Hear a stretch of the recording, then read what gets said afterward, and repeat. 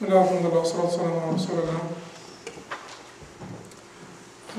is our second class on Kitab al-Janaiz, the Book of Funerals. In the previous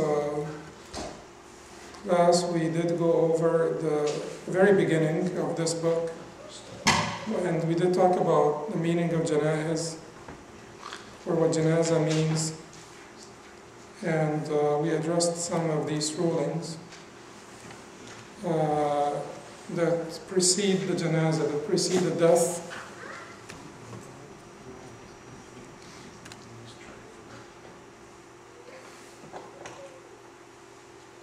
And today, inshallah, we will continue with Kitab al-Janaiz, and we will talk about the rulings of that which needs to be done after death. I think we did discuss some of this as well. Last time we did talk about closing the eyes. We did talk about tying the jaw so that the mouth does not stay open.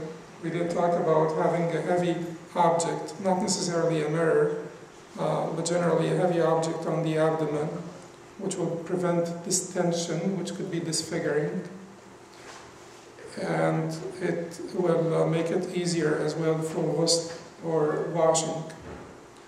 So, for those of you who were not here last time, and I'm not going to repeat everything for sure, but just to let you know, we did talk about visiting the sick and etiquettes of visiting the sick, because sickness precedes death.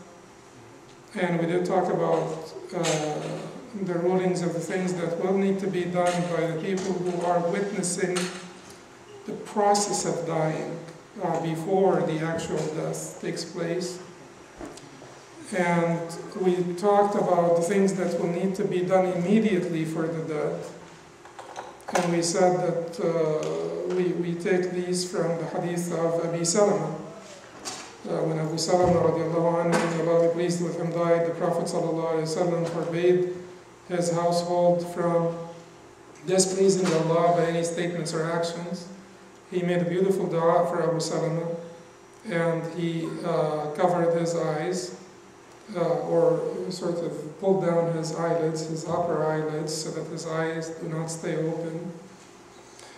And of his dua for Abu Salama, Allahumma ghfir li Abi Salama warfa' darajatahu fil mahdiyyin wa akhlufhu fi aqibihi fil ghabirin wa ghfir lana wa lahu ya rabbal alamin wa afsah lahu fi qabrihi wa nawwir lahu fi. Which is a beautiful dua, because it does have to do with not only the deceased, but also the family and the household. Allah forgive Abu Salama and raise his ranks amongst the guided, raise his ranks amongst the guided, وَارْفَعْ دَرَجَتَهُ فِي الْمَهْدِيِّينَ وَخْلُفْهُ فِي عَقِبِهِ فِي الْغَابِرِينَ, and protect him regarding his survivors, or the survivors of his household, those who survived him, of his household. وَاغْفِرْ لَنَا وَلَهُ يَا رَبَّ الْعَالَمِينَ, and forgive us and him, O Lord of the worlds. So that includes even the people who are attending the death. وَأَفْسِحْ لَهُ فِي قَبْرِهِ وَنَوِّرْ لَهُ فِيهِ وَاغْفِرْ لَنَا وَلَهُ, forgive us and him, O Lord of the worlds. وَأَفْسِحْ لَهُ فِي قَبْرِهِ, make spacious his grave. وَنَوِّرْ لَهُ فِيهِ, and put light into his grave. And some of these things are proven by the Sunnah, and some of these things are based on general principles. And the general principle is that you have to show kindness and respect and to dignify the dead. And dignifying the dead means that anything that would be unpleasant, you should try to avoid it. So in terms of his looks, if he looks a certain way, if, for instance, his abdomen will become bloated for some reason, there is no hadith that tells you put a heavy thing on his abdomen. But the scholars did say put a heavy thing on his abdomen because that is dignifying, so that he's not disfigured. To tie his jaw so that his mouth does not become open, that is also dignifying so that he does not become disfigured. So some of these things are in the Sunnah, and some of these things are deduced from the general principle of treating with dignity the dead. And then we will talk about washing here. Let me see if he will address. Yes, he will address the people who should be washing him later. So we will defer this. And we will just talk about the process of washing first. And then talk about the people who should be actually washing him later.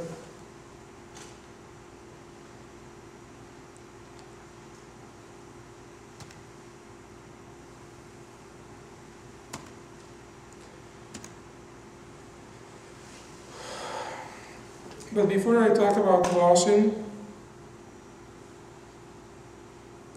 actually he will address this as well. I was going to talk about Fisal al-Fitra, whether he should trim his mustache and clip his nails and so on, but he's going to mention this. So let me just follow the order that Ibn Qudama rahimahullah follows here.